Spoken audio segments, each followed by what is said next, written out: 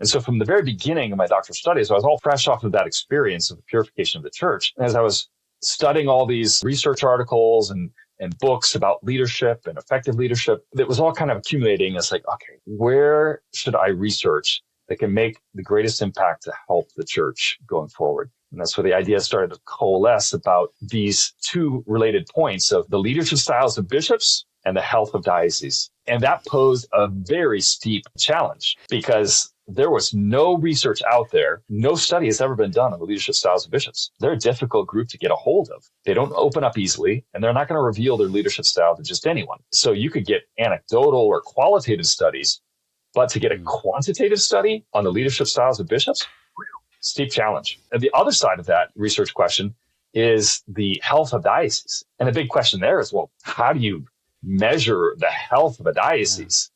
And then how do you compare a large diocese against a small diocese? So all these questions started to percolate, like, how am I going to do this?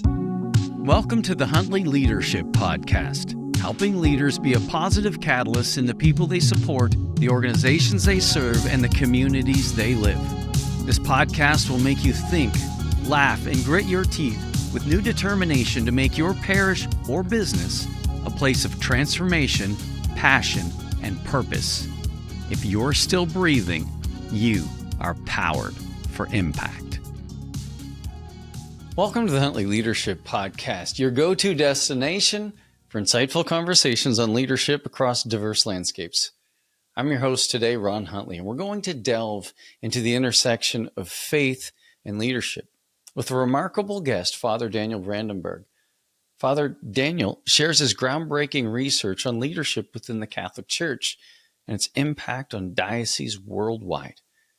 Drawing from both qualitative and quantitative studies, Father Daniel sheds light on surprising findings, including the correlation between bishops' leadership styles and the health of a diocese. He uncovers the importance of intentionality in fostering vocations and even touches on an unexpected connection between marriage rates and diocesan vitality. But it doesn't stop there. Father Daniel delves into the surveys of bishops, revealing both commendable qualities and areas for growth. He advocates for enhanced leadership formation for priests and offers insights on navigating the complexities of leadership in larger dioceses. So join us as we embark on this enlightening journey with Father Daniel, exploring the transformative power of leadership within the Church. And remember, please subscribe to our YouTube channel and head over to our website to stay connected for more thought-provoking discussions on leadership. Hello, everybody. Welcome back to the Huntley Leadership Podcast. If you're here for the first time, I think you're going to really enjoy today's show. With me today is my guest, Daniel Brandenburg, and he's done some interesting research that we wanted to share with you, particularly along leadership and diocese. So, Father Daniel, welcome to the show. Thanks, Ron. It's great to be with you. So let me ask you, what prompted you to do further studies and why this topic? Tell us a little bit about that. Oh, you're probing deeply here, Ron. Well, I'll be honest, as I always am.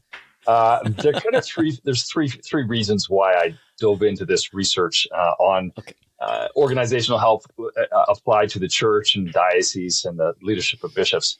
The first one was eminently practical. I was, at the time when I started my doctoral work, I was head of all of our schools in the U.S., Canada, and Asia, and for Regnum Christi and the Legionaries of Christ. And in that work, you're working with educators. It's really helpful to have an advanced degree, especially in education. That's a good point. So it was functional. I already had, the two licentiate degrees in philosophy and theology in my studies for the priesthood. So I figured I'll go ahead and get a doctorate in education. That'll give me some cachet working with educators. So that was the first reason. The second reason, I will confess, was just pride, a little bit of vanity. And I told you I was going to be honest. It sounds cool to have like a PhD after your name, or EDD in my case. And so there's a little bit of human pride that comes into it, I think. And I think anyone who's honest with themselves when they're doing that, there's probably a little bit of that mixed in. It wasn't my primary motive, and I certainly worked to purify my intention, but that was a secondary motive. And I think the most important motive for me in all of this, Ron, was I love the church. I love Christ. And I want to help the church to be more effective in carrying out its mission, because it's literally life or death, eternal life or eternal death. And so if I can in any way, shape, or form advance just a little bit the effectiveness of the church in carrying out its mission, blessed be God. And that's really Amen. why I poured myself into these doctoral studies and my doctoral dissertation. Love it. And I love your honesty. And I love the fact that it's like, yeah, and I worked hard to purify my motives. Like, it's like, yeah, way to go. Like, good on you. Well, you're kind of naturally purified of that, because the work to get a doctorate is actually, it was tougher than I expected at the beginning. And I've been through studies my whole life, but I was pleasantly surprised, because I like a challenge. But going through areas of study that I hadn't done anything before, like statistics and, all those areas which were new for me, was great. But it forced me to say, do I really want to do this? Because there were several of my cohort members who dropped out of the program because it was tough. Yeah. Yeah. Well, congratulations for finishing. And I look forward to it. But you said, I love the church. I love its mission, and I want to help the church be more effective at carrying out its mission. What is the church's mission what would you say the church's mission is? Very simply, it's to bring people to eternal life with God forever. And in order to do that, we have to know Jesus Christ, know his love, experience his love, and accept his salvific grace in our lives. And so without bringing people to an encounter with Jesus Christ, the church can't complete its mission. And that goes beyond sometimes what we can talk about just as statistics from like baptism or people going to the sacraments. It goes deeper than that, because it's the encounter with God's love. It's accepting Christ as one's Savior in one's own life and following him. Amen. So that's part and parcel of the church's mission. I love that. And when you talk, and again, I just want to dig into this a little bit before we move on, because I just think it's so important. But it's so easy to use. I find in the work that I do, sometimes even in our parish, when we were really driving to be missional and to make a difference, we would use language for long periods of time, only to realize we weren't all saying the same thing or meaning the same thing when we use church language, which actually it was like, wait a minute, how do you define that? We realize we don't all have the same definitions. And so what's it mean to encounter Christ from a Catholic perspective? Like, what does that mean? I think it means to really realize that Christ is alive, that he's not just an idea. He's not a doctrine. He's not merely a historical figure, nor is he merely a great teacher, that he is the second person of the Blessed Trinity, who, as St. Paul says in Galatians 2:20, he loved me and he gave himself for me. And that's in the present. That's not some historical thing, or that's not just a generic thing for all Catholics or all Christians. He knows me. He loves me. And to experience that. And there are manifold ways in which people can experience and encounter Jesus Christ. It can be in the sacraments, a beautiful confession, or in personal prayer, or in adoration. I mean, God has so many ways of showing up in our lives when we open our hearts to him. But it's that experience that Jesus is alive and he loves me. That's what I would call the encounter with Christ. That's so cool. And that you just described my experience. And you said an interesting word there, when we realize. Yeah. Because it's never not there, but I don't always realize it. And I remember, and there's been different seasons of my life where that realization has been refreshed, renewed, or deepened. And it's like, this keeps getting better.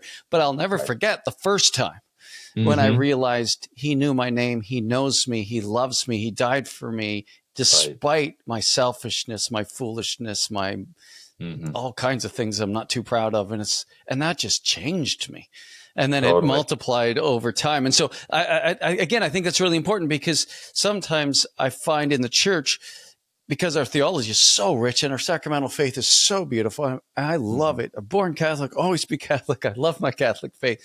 And yet sometimes going to Mass and experiencing the real presence of Jesus in the Eucharist people don't realize sometimes. They may not have had that encounter. And That's our exactly sacramental right. faith in the Eucharist makes so much more sense once we've encountered Jesus and have experienced the love of the Father. And yet, if our idea of encounter is, well, just bring them to Mass and then they see Jesus or receive Jesus and then they've encountered Jesus. And it's like, well, I know what you Not mean, fully. but Or exactly. yeah. I explain it to sometimes to people, Ron, in this way that, our Catholic faith is like a treasure chest of traditions and liturgy and doctrines and all kinds of beautiful things that lead to a Amen. fullness of life. But it's locked, and there's a key, and the key is Jesus. And once you have the key and have that encounter with Christ, it unlocks the treasure chest, and it's like, whoa, I never knew there was so much here. I didn't value the treasure that I had, but it's Yeah. just like an old dusty box until you've got the key that opens it up. So good. So good. That totally sets up the rest of our conversation. I love that we got the chance to dig into that because, boy, we can walk by that treasure box and not value it. But boy, when you find Jesus, when you realize how much he loves you and what he did for you so that you could have life and life to the full, everything Right. else in that box has so much value. You'll spend the rest of your life relishing in the That's right. richness of the church. Oh, yeah. So good, Father Daniel. Thank you. That's so good. So talk to us. Okay. So research on bishops, on dioceses, on leadership. Tell us more. What were you researching? How did you lay it out? And what did you find? There's a small question. 3 small questions. Well, I'm going to go with a different question other than what you asked, because I think it's important for people to understand the backstory of why I did this research. I gave you kind of the general of why I went into the doctoral studies to begin with. But this specific research question is what's the correlation between leadership styles of Catholic bishops and the health of their diocese? That is the specific research question. And there's a story behind that because in 2019, in the fall of 2019, fall of 2018 in October, I was diagnosed with multiple myeloma cancer. And I was dying. My organs were shutting down. And I was learning that this multiple myeloma put off a type of protein into my blood that was clogging up my kidneys. And because of that, my kidneys weren't not being able to clean out my blood. Toxins were building up in my blood, and I was being poisoned from within. And I began to understand the importance of the kidneys. And right around that same time, when I was in the hospital, when I was diagnosed, I said, Lord, I don't know why you're allowing this, but let it be all for the good of the church. And right around that same time, the scandal with Cardinal McCarrick came out into the forefront, into the news, and how he had kind of progressed through the ranks and things have been glossed over and his abuse of seminarians, all this stuff had been hidden. And I was so ticked off. I mean, to be blunt, That's I was the proper angry. response. Yeah. I was so angry because not only because of what he did and what he got away with and how he got promoted further and further, but also because of the fact that, like, when are we going to clean this up? When are we going to learn the lessons from the past and no longer condone or turn a blind eye to these things going on within the church? And I was frustrated because, as a simple priest with no levers of control, no power or authority, I'm not the Pope, I'm not a bishop, I can't change anything. So I was really frustrated. And then it came to me in prayer one day, as I was going through those initial stages of the treatment, came to me a memory of St. Therese of Lisieux, because her feast day is the beginning of October, right when I was diagnosed. And so praying on her feast day, I remembered how much I was struck by her love for Christ, love for the church, and her phrase in her autobiography where she talks about wanting to loving Christ so much, loving the church so much that she wanted to be a heart pumping blood into every corner of the church. And I thought, wow, so awesome. She's already taken the heart, but maybe I can be the kidney. So Straining out the toxins. I love exactly. it. Exactly. So I said, Lord, help me to be a kidney for the church. And I offer all of my suffering for the purification of your church. And I won't go and bore you with all the details, but it was a long and painful months ahead in going through all the the cancer treatments, bone marrow transplant, all kinds of things. And I truly believe that the Lord did work many miracles and many graces for the church through my suffering. And so fast forward, a year later, the doctors told me that I had the cancer was in remission. I started my doctoral studies. And so from the very beginning of my doctoral studies, I was all fresh off of that experience of the purification of the church. And as I was studying all these, research articles and books about leadership and effective leadership, it was all kind of accumulating. It's like, okay, where should I research that can make the greatest impact to help the church going forward? And that's where the idea started to coalesce about these two related points of the leadership styles of bishops and the health of dioceses. And that posed a very steep challenge, Ron, because there was no research out there. No study has ever been done on the leadership styles of bishops. They're a difficult group to get a hold of. They don't open up easily, and they're not going to reveal their leadership style to just anyone. So you could get anecdotal or qualitative studies, but to get a quantitative study on the leadership styles of bishops, steep challenge. And then on the flip side, the other side of that research question is the health of dioceses.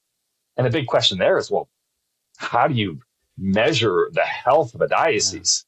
And then how do you compare a large diocese against a small diocese? So all these questions started to percolate, like, how am I going to do this? So that gives you a little bit of the background, hopefully for our listeners to get a grasp of what we're talking about.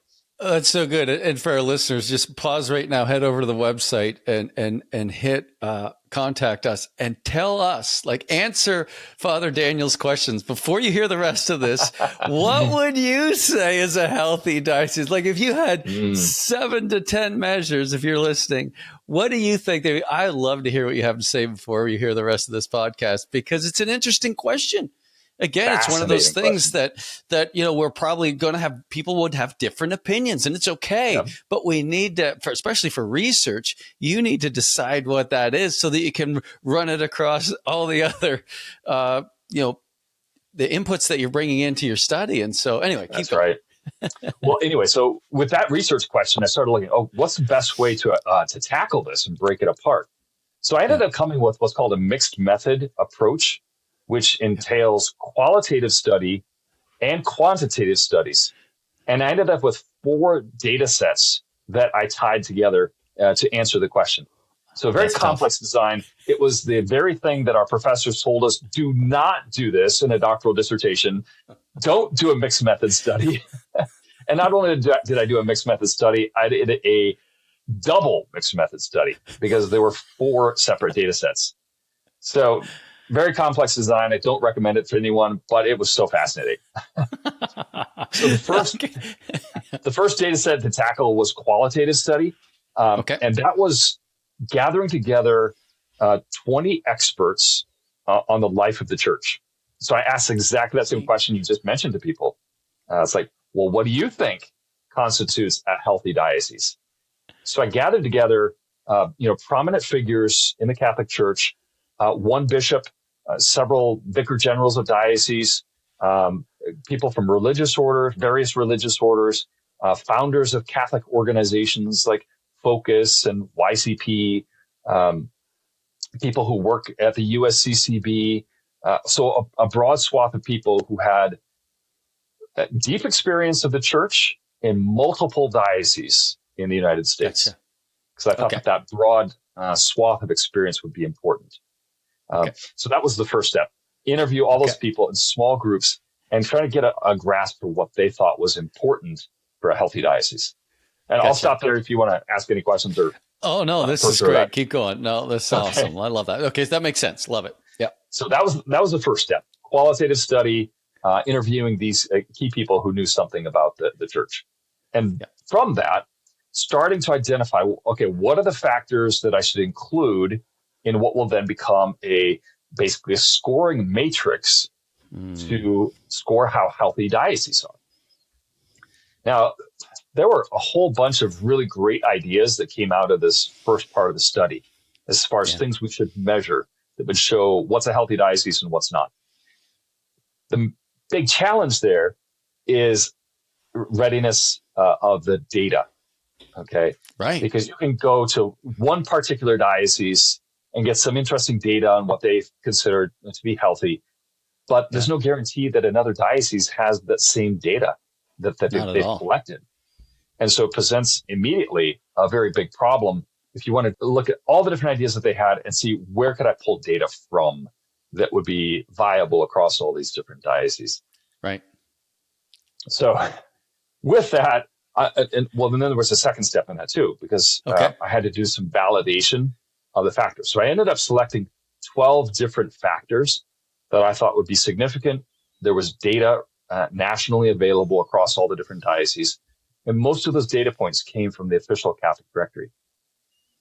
This brought me to the second section of the data points, which was taking the official Catholic directory on all those 12 factors that I had identified and doing statistical studies on it. Make sure that there was no collinearity, which for the statistical nerds out there, they know what that means. I had no idea what it meant until I did all my studies and several classes on statistics so I could do this work.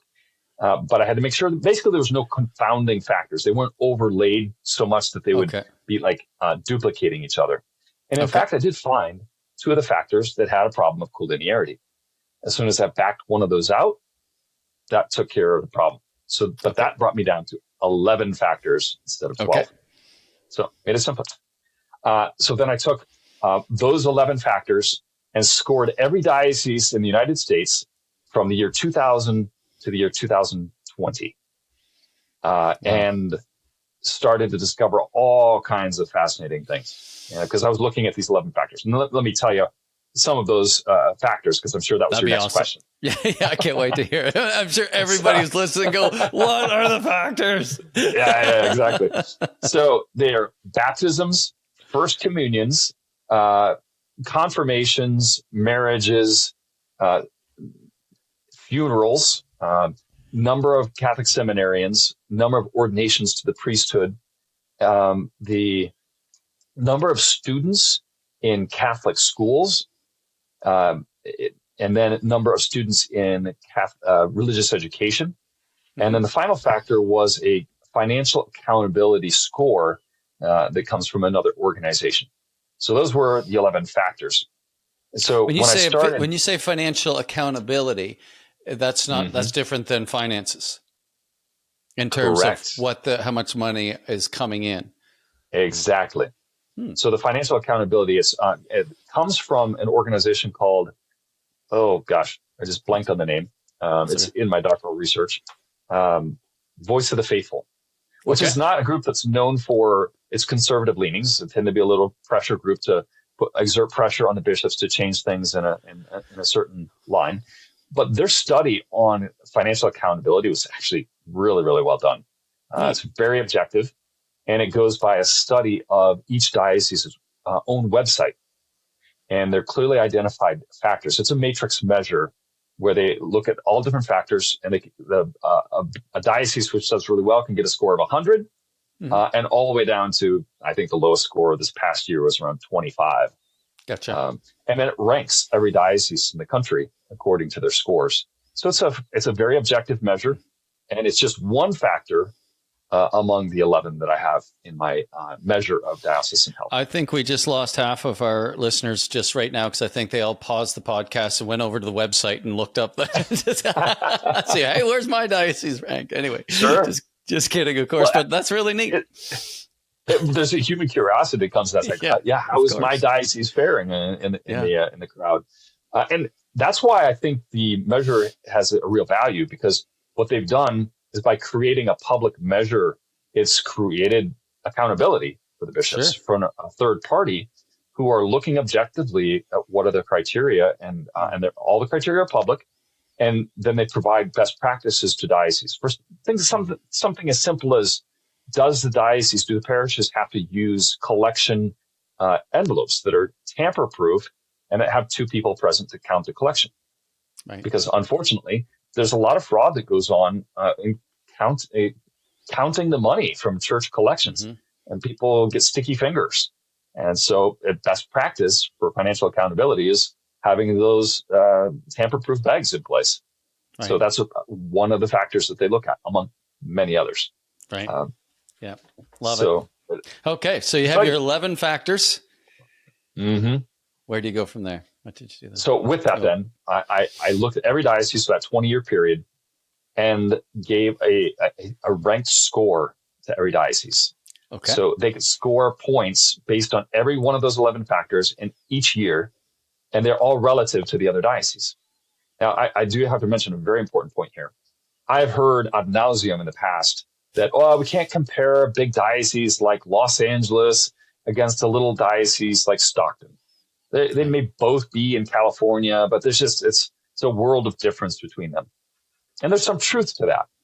But an easy way to get rid of that difference, or at least to approximate a little bit more closely, is to divide each one of these factors by the Catholic population. Uh-huh. So then what you end up with is a ratio which compares apples to apples. Gotcha. There's some complicated, not super complicated, but basically weighting and scoring of each diocese. But each year, a diocese will get a score based on those 11 factors. Gotcha. And then you compare it against all the other dioceses and see where they rank for that particular year, their overall score, or you can drill down and see it for a particular factor. So where does the diocese of Little Rock, Arkansas, compare with the diocese of, of Chicago on its number of seminarians? Yes. And that's where you find some really fascinating stuff, Ron. For example, if you compare those two dioceses, Chicago has way more seminarians than the Diocese of Little Rock. Sure. But if you divide by the Catholic population, yes, then you start to see some really fascinating things. Right. And in that case, because the Diocese of Chicago, Archdiocese of Chicago, is doing way worse than the Diocese of Little Rock as far as the proportion per capita of number of seminarians. In fact, if the Archdiocese of Chicago had the same per capita ratio as at Little Rock, they would have something like 650 seminarians. Oh, wow. And they have like 60 or 70. Wow. So it's really fascinating things that you start to discover as you unpack that data. That is fun. And so you scored, because again, you had your 11 factors and you scored them every single year. And so just because somebody's doing well one year doesn't mean they're doing as well. And you're probably seeing trends. You're probably watching trends go down as you follow one diocese over the course of 20 years. Exactly. And what I began to discover is I plugged in the years that every bishop took over a diocese. Okay. I plugged that into the Excel spreadsheet. So you can see, a diocese stays even, goes up, or goes down as a new bishop comes in. And then it became abundantly clear that the leadership of a bishop does have an effect upon the health of the diocese. Crystal clear. In the vast majority of cases. There are some cases where there's very little change, but in the majority of the diocese, there is an upward tick or a downward tick with regard to the bishop in place. I'll give you one case in point to help illustrate the fact. In the diocese of Albany, New York, there was a bishop there who was there for actually several decades, and averaged about 7 or 8 seminarians per year in that diocese over his entire reign as bishop. Per year? Nice. Per year. Number of men in the seminary. That's not the number of seminarians who are ordained to the priesthood. Gotcha. Okay. So the number of guys in the seminary averaged about 7 or 8 per year. Okay. New bishop came on in 2017, if I'm not mistaken. And all of a sudden, the number of seminarians grew the next year to 15, then 20, then 25. And then the last year that I had data for was up to like 33, I think. Wow. Tell me the bishop doesn't make a difference in his diocese. Okay, everybody's on the phone now calling that diocese, saying, what are you doing? What a great, because when you see those numbers, because success breeds success, like fruitfulness breeds fruitfulness. And so usually people who are fruitful are happy to share what's working. And when we're not fruitful, we just hope people don't notice. Don't notice. You know, but this is, talk about a great opportunity for shared best practices and shared learning. Yes. Like, that's really neat. And there's an organization, vocationministry.com, that they have done some statistical work as well on different dioceses and the vocation status of each diocese. And they've shared some best practices.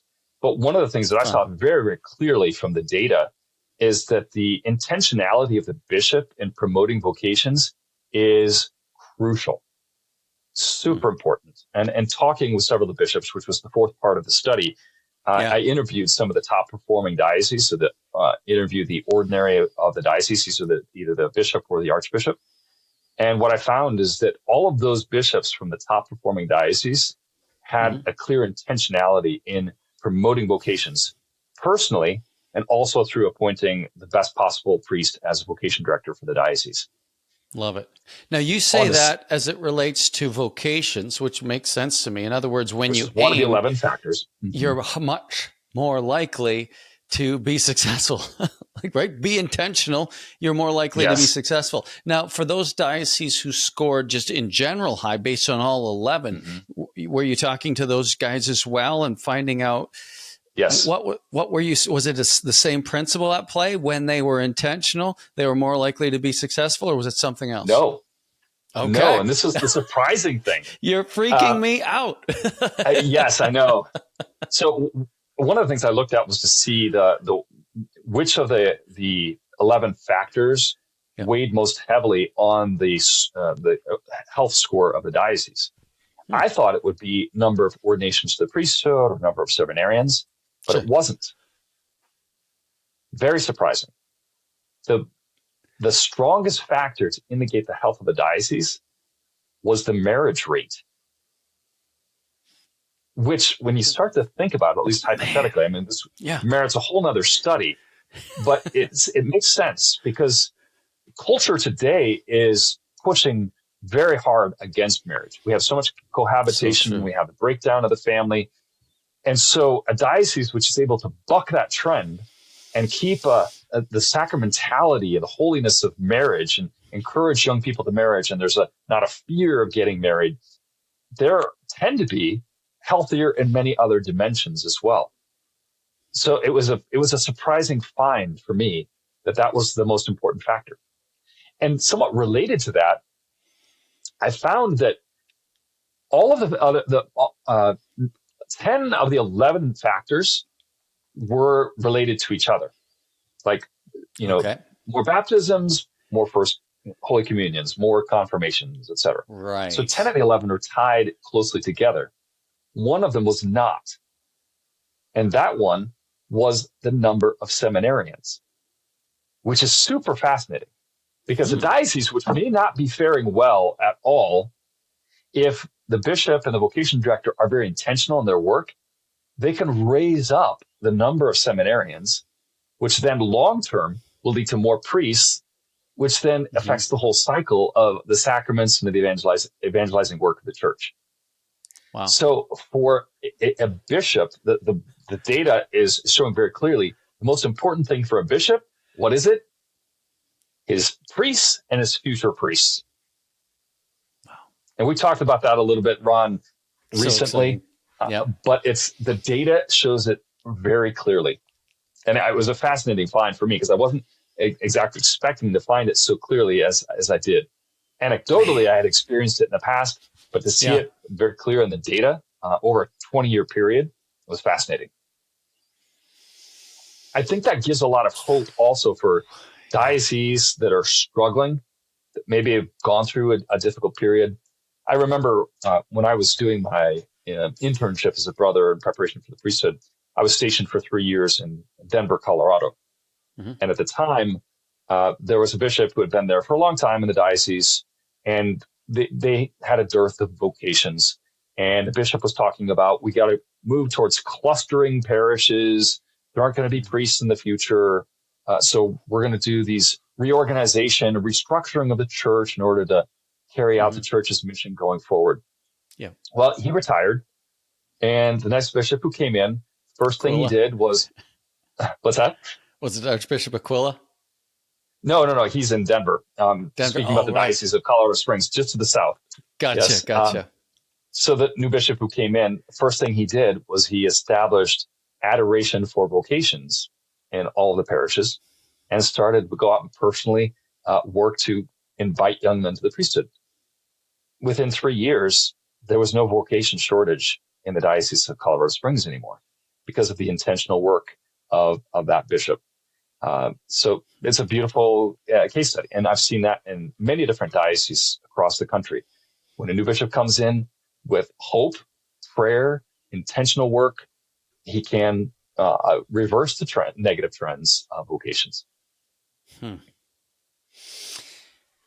Here's an interesting question, and I have no idea what the answer is, but it's an interesting question, and you're the only person in the world who would know the answer to this because of all the research you've done. Well, it's probably other people, but if somebody has when is a bishop's likelihood to have impact just early and then it kind of peters off, or if they're going to have impact, it stays? Or is it? Did you look at that at all? That is a great question. It's actually one of the questions that I asked myself. It wasn't part of my research question, but I was looking at it peripherally because in my leadership studies, I found that in the case of CEOs of companies, there is a period after which they become less effective because they become insular and they stop listening to advice. They stop learning. And so the sweet spot is about between 5 and 6 years is when they hit their crest. And after that, they tend to decline.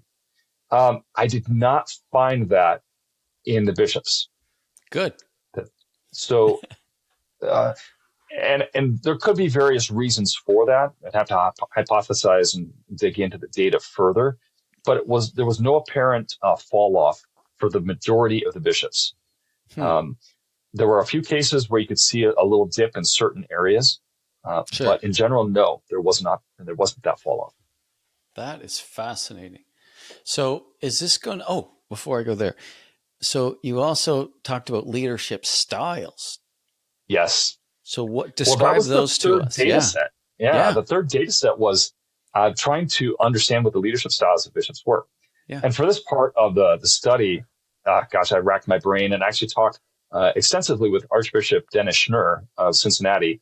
He's a good friend. He's also from Iowa. We grew up in the same diocese in Iowa. He's obviously older than I am, but he's a phenomenal archbishop. He's actually made the cut for one of the top performing dioceses in the country. And I spoke with him and asked him, Archbishop, how am I going to get the bishops to actually answer a survey that I sent to them? Yeah. And so he agreed to write a cover letter, which then I sent to every ordinary in the country. So those are the head bishop of of the 177 dioceses in the United States. There were a couple of vacant dioceses at the time. And with his introduction letter, I got a decent response rate from the bishops, about 32, 33% of the bishops. So around 51 bishops, if I'm not mistaken, answered the survey. And the survey that I sent out was the multi-factor leadership questionnaire, the MLQ-5X. This is a well-researched leadership style type of survey. Sure. It was developed by Avolio and Jung back in 1999, if I'm not mistaken on the date. And it's been used with millions of people across the world, which gives a huge value because I didn't have to create a new survey and I could benchmark it against other industries and then compare, where do the bishops fall on this particular aspect of their leadership as compared with other leaders in other industries. So that was very fascinating. How many leadership styles are there in that particular body of work? The MLQ-5X brings a spectrum that it goes from laissez-faire to transactional to transformational. So those are the three leadership styles that it basically shows where a person falls. Laissez-faire is, of course, hands off. It's really the abdication of leadership. Transactional is more like, you scratch my back, I'll scratch yours. Do what you're told, and I'll pay you your salary. Your wages, yeah. So it's you're doing a job. Whereas transformational is a leadership style which draws out the best of people, draws out a sense of engagement in the mission, and it's correlated with all the best outcomes in leadership. Okay. And now, transactional and transformational are not opposed to each other, because there needs to be a certain justice. You need to pay people well. You need to treat them fairly. But transformational leadership goes beyond the transactional. Yes. But it's not opposed to the transactional, if that makes sense. Got it. And so of the 30 plus bishops that you served that came back with the surveys, 50 plus. 50 plus. 30, Sorry. Yeah. What did you see? All kinds of fascinating things. I mean, we didn't need a whole other podcast just to talk about that.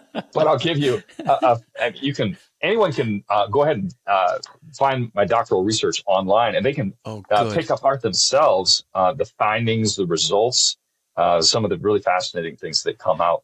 But how do they get to that? You can go on ProQuest and do, or just do a Google search on the title of the doctoral dissertation. So it's called, let me open up the title page so you can, it's called Developing a Diocesan Vitality Index to Explore Leadership Styles Employed by U.S. Catholic Bishops in Top Performing Latin Rite Dioceses from 2000 to 2020. Awesome. I know that's I'll include that in the show notes. That's okay. I'll put it in the show notes for everybody. So thank you for letting us know that. So, sorry, keep going. What did you? So if you do a Google search on that title, or part of that title with my name, Father Daniel Brandenburg, it'll show up and you can download it for free. Nice. It's a publicly available data.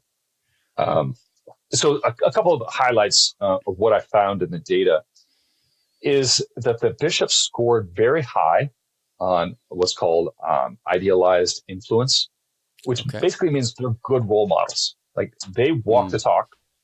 People see them as models of character, forthrightness, uprightness. They have good intentions. So that's very encouraging. And that doesn't surprise me either, because they don't apply for the job, right? That's right. We got the nuncio that comes, and that's what it's called, right? That they knocks on the door or calls and says, "Hey, you want to be a bishop?" And a lot of men are saying, "No, I don't." Exactly. So it's other people who see the holiness and valor in these men most times, I would imagine. So that's beautiful. That doesn't surprise me, but isn't that a wonderful testimony to what the church tries to do? So cool. I also, and there were several other very positive things that we saw in the leadership styles of the bishops that came out from the data. There were also some things that were not quite so good.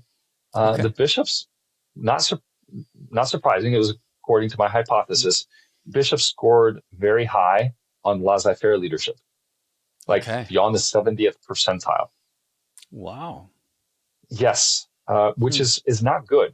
Now, I hypothesize about that a bit in the dissertation, because the interior culture within the Catholic Church is such that the rule of thumb is you come as a pastor or a bishop into a new place, you don't make any changes for the first year. Right. Now, I was explaining that to my dissertation chair. Now, you and I are like, oh yeah, of course, you don't make any big changes at the beginning. I was explaining this to my dissertation chair, who's a Jewish guy and a professor at a university in New York. And he said, what? I can't imagine the CEO of a company who comes into a company to make changes or fix things or make it better. Yeah. And he says, I'm not going to make any changes in the first year. He's making changes the first day. Yeah. He's been hired to turn this thing around and make it better. Yeah. So there's the whole mindset within the church is a little bit different than in the and it needs to be, because the thing with the CEO is everybody's married to their paycheck. We don't pay particularly well in the church anyway, and the majority of people are volunteers. So you come in like a bull in a china shop, you'd be standing there by yourself. And so that might work in corporate. Right. It's not going to work in the church. But the other thing I wonder, Father Daniel, like in my travels and speaking and the work that I do, I'll never forget this last year in 2023, heading to Italy. And I was invited to speak at a leadership conference at or a leadership event at the parish. And so we're getting ready, and one of the priests speaks really good English. The other guy speaks pretty good English. And so sometimes there was some translation needing to take place. And the whole event was going to be me saying 8 words and then the priest translating it in Italian. So it was this back and forth the whole time, which is fine. I've done that before in Germany and things like that. So it's good. when we were getting ready to go out and we were talking about it beforehand, there's no word for leadership in Italian. And I'm like, what do you mean? And it's like, well, it's kind of like El Duce, but that was the dictator Mussolini. And so we don't use that word. And it's like, okay, well, and they said, well, we can just use the word leadership. And I said, okay, well, does that work? Yeah. Except when they hear that, they think of North American egomaniacs who are just loaf for money and to lord their power over people for their own self-interest. And it's like, well, then we can't use that word. And so they literally didn't have a word for it. So in my talk, we had to reclaim even the concept. The concept doesn't even exist. And that's in Italy. And so I'm telling that to my friend who's Chinese, and he goes, yeah, we don't have it in Chinese either. I'm like, what? Like, yeah, we don't have it in Chinese either. I'm like, I'm losing my mind. And I'm saying that to my Spanish friend, and they're like, yeah, we don't either. There's a word in Spanish, but it's not quite the same. But you're right. Not quite the same. Yeah, but I mean, I don't know. But it just says to me, like, in North America, we see leadership as a real opportunity to grow in the skill sets required to produce more fruitfulness to glorify God. And yet in the home of the church, don't even have a concept of it. And so, and in fact, I would see it, again, in the work that I do, and I love doing, I'm so grateful for the men I get to work with, but leadership isn't part of any of the formation of priests or any of the follow-up for priests. And so if you're going to be good at leadership, it's going to be accidental. Not formally. I mean, I think what we have within the formation of, at least in the solid seminaries, you have formation in virtue and self-knowledge, self-awareness, which are all precursors to effective leadership. So even though there may not be formal studies of leadership, at least my own experience has been, we have a foundation for actual leadership and a healthy, virtuous leadership. But we thematically, we're not talking about it. And we're not formally studying many of the things that could help us to be better leaders. So there's definitely a place for more formalized training in leadership and understanding what works and what doesn't work. I think that would be very helpful within the church. I do too. Well, and that's why we do what we do, because leadership is my passion. My first love is Jesus and his church. And so I'm just so grateful to be a Roman Catholic, and I'm just so blessed to be able to work with guys. But again, this is why I think your research is so exciting, because it's just giving us some insights that we've not considered before. Sure. And in the context of that, anytime we can learn about ourselves as the church and say, oh, what does that mean for us? And how is God calling me to grow and evolve in my impact and my role to serve? Yes. And that's where the fourth data set that I came up with was also fascinating. Because the first one is qualitative, did the focus groups. Then I did the official Catholic directory data crunching and looking at all things I found from that. Then the third was the leadership styles of the bishops, and then correlating that with the scores and the rankings and seeing all kinds of interesting things. The fourth one was, now that I had a ranking the diocese, which bishops had both been most effective in a positive change in their diocese score over their tenure, I interviewed them. I interviewed those top performing bishops, and I interviewed 11 bishops, and those conversations were awesome. I mean, I think anyone would have loved to have been a fly on the wall in those conversations.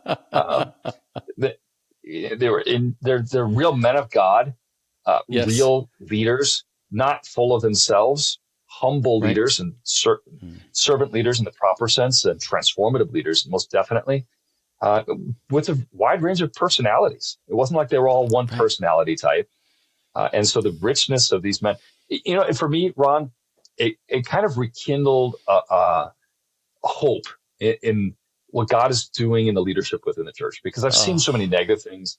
I've seen bishops who are not very effective or not very good at what they do. But then to find all these men who are just really great and holy bishops doing so much good was very encouraging for me. I bet you came out of those meetings being transformed yourself, like you say, the hope Without and a doubt. Yes. Yeah. And then to take, when you do a qualitative study, you look at the words that the people said, look at the themes that they talked about. And I had a guide that I formulated beforehand of certain questions that I asked each one of the bishops to kind of tease out a little bit. How would they respond in conflict situations? How do they deal with a recalcitrant priest? What were the most difficult circumstances they had to deal with as a bishop? And the bishops were really candid. And they shared some really moving stories. But there were some elements that emerged from across the board from those 11 most effective bishops of things that they did. Like every single one of them paid close attention to his priests. They were all personally engaged in vocation promotion. So there were a number of these things that each of the bishops did that were common factors, and all that's in the research study as well, and dissertation. Oh, that is so fun because of the work that I've done, and I haven't done a ton of work with bishops, certainly a growing area of our ministry, but boy, I've met some unbelievably just unbelievably great men, very holy men. Yes. Their hearts are on fire. They really do want what's best for their priests. They really do want their churches to thrive and the faithful to come alive and be on mission. And the how-to is the tricky part, right? In terms of structure, alignment meetings, like there's just so many skills that go with that desire. It's a real challenge. Yeah, because desire isn't enough. You need the motivation and the skills. That's right. And there's another element that comes into play here too, Ron. And this, for me, actually was probably the most revolutionary finding in my research. And I was not looking for this at all. What I found is that the larger a diocese was, the more likely that it was ineffective and had a lower health score.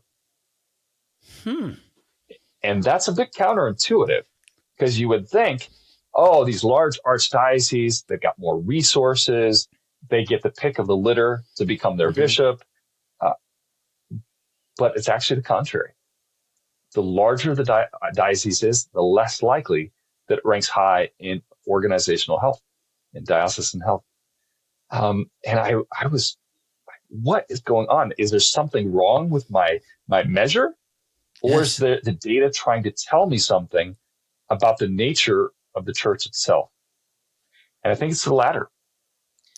Because what happens, and I talked with several bishops about this, talked with many other people, and there seems to be, at least hypothetically, and again, this is a hypothesis which would need to be borne out with future study and further research, but it would seem that as a diocese grows in size, the ability of the bishop as a pastor to be close to his priests and then by extension to the people becomes less. And it's in the data, there seems to be a sweet spot between 50 to 125 active diocesan priests is where most of the healthy dioceses are. Once you have fewer priests than that or more priests than that, they tend to go off into unhealthier situations, which makes sense because how many personal relationships, fatherly relationships can you have? It starts to get over a certain amount. And, I've talked to priests and parish priests who say, I'm lucky if I get to talk with the Archbishop once a year. Yeah. He doesn't even know my name. Yeah. How is a priest? And there was another study that was done from the Catholic University of America that last fall, which was actually a year and a half ago now, which is really fascinating. It talks about the trust level between diocesan priests and their bishops. And it shows some kind of scary things. Oh, I'd like to see that study, Father Daniel, because I see that everywhere I go. It's not good. That is a study well worth reading. It's very well done. I reference it on several occasions within my own dissertation. But that study shows that there's been a significant decline in the trust in bishops. And the trust is higher in smaller dioceses because the bishop is closer to his priests. And that affects everything because the priests are the primary agents of evangelization of bringing the sacraments to people within the diocese. And if they feel supported by their bishop, if they're guided by their bishop towards holiness of life and a healthy lifestyle, that will, bring out much good fruit with the rest of the church. let me toss something at you to get some feedback from you, because I have a perspective on that, because it's no different in a local parish. Like the bigger the church, Sure. the less likely the priest is. But that's our clerical model, kicking us right square in the butt, from my opinion. Mm-hmm. And that's where we don't understand structure. Because when I work with bigger dioceses, oftentimes they have, vicars of this or that and the other thing. They Sure. have Mm-hmm. Auxiliary bishops. They have deans and all this stuff. None Right. of those positions are empowered with a clear set of expectations. And so we Sure. have this loose structure that has no teeth in it. And Mm-hmm. so what I find is those men would love nothing more than to be an extension of the bishop or archbishop's responsibility to love, care, support, so that these men can flourish in their vocation. But instead, they think their job is to just go and do confirmations. And so they don't Yes, feel unfortunately. empowered, because we don't know how to empower other people. But my experience is, when we teach people to have a structure, why it exists, and then empower the people within your structure to actually do something good and take ownership of the outcomes, all of a Sure. sudden, because people need to be cared for. They don't need to be coddled by just one person. It's too much to ask. That's exactly right. And I think there's two ways you can do that. You can have a very effective archbishop who knows how to manage and knows how to empower people, knows how to distribute the leadership. But what I found in the data, Mhm. there were only 2 archbishops of large dioceses that made it into the top quartile of healthy dioceses. Right. Archbishop of Miami, Archbishop of Cincinnati. Wow.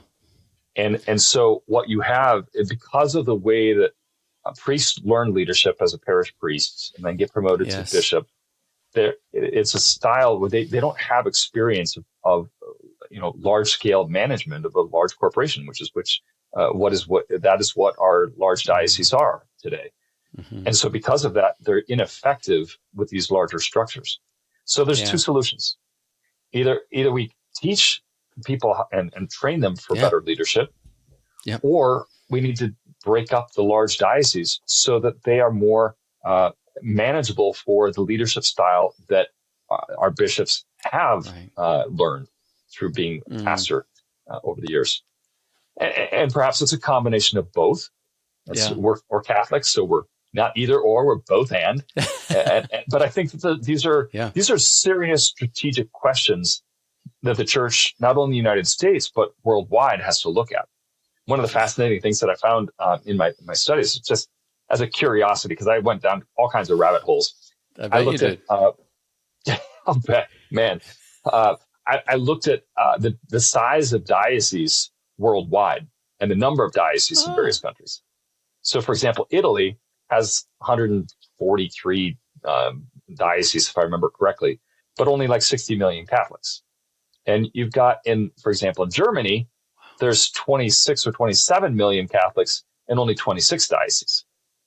And so you've got like an average of, I don't know, it's like 75,000 Catholics per diocese in Italy and 1 million Catholics per diocese in Germany. So there's just like this disconnect, which doesn't make sense. And you can see that those large archdioceses in Germany, well, frankly, it's leading to schism or proximity with schism right now. Because as a friend of mine who is a priest in Germany said, there are a lot of people who work for the church who don't go to church. Yeah.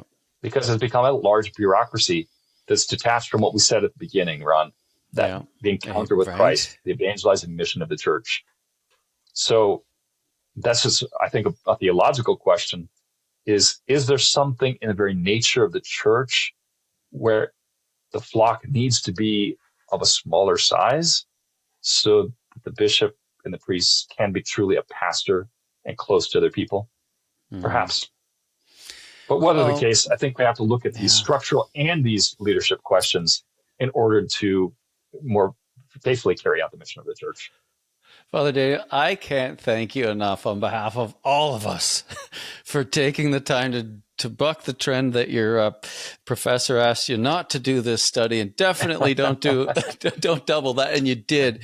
And the findings and even this conversation is so rich, and I am definitely going to download your dissertation and just dive into it. This is such a fun conversation, an important conversation. I hope as you guys are listening to this, wherever you are, that you share it with some friends and have a conversation. I think maybe this is something we'd put together, maybe a conversation guide around some questions, because this is a great episode to really wrestle with some fun things, have some neat conversations. Right.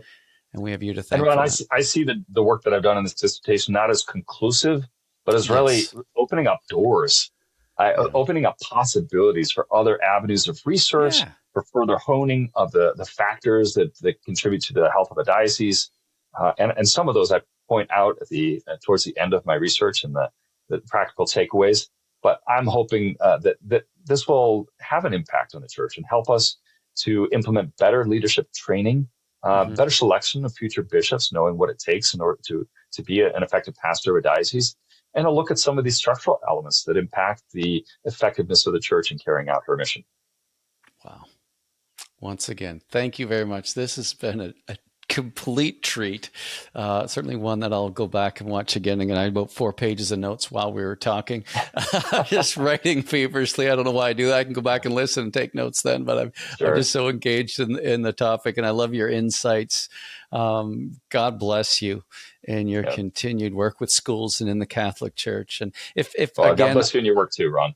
Oh, I appreciate that. And I'm going to put the information for what you've done in the show notes so that people can connect with that. If anybody wanted to connect with you, are you on social media, or can they? I am. I post almost daily on Instagram. It also goes on Facebook, X, YouTube occasionally, and what's the other one? TikTok. Awesome. So, wow, you're active. So I will get all those links from you too, and put those all in the show notes, because I just really encourage you guys to follow Father Daniel and what he's doing. He just, again, your love for Jesus and his church are palpable, and the work that you've done is important. So thank you. Great. Well, thank you, Ron, and God bless you and all your listeners. Yeah, thank you so much. And for those of you that have been watching and listening in today, thank you for what you do in the church. And for all you clergy that have been listening, I want you to know something. I really value and appreciate your yes. Being a clergy in our culture today is not easy, and I don't think any of us has an answer, as if there's only one way to do things. But here's what I know for sure. You are God's A-plan for your diocese or your parish. And your closeness and intimacy with Christ, that's where all the good things spring out. And if you need help, there's all kinds of ministries like ours that have been popping up to really come alongside of you in what you're doing to help you be fruitful and reach the impact that's in your heart for the kingdom of God. So again, thank you. You're in our prayers, and we'll see you next time. I want to encourage you, as you lead this week, be faithful to God and generous to others. See you next time, and remember, if you're still breathing, you are powered for impact.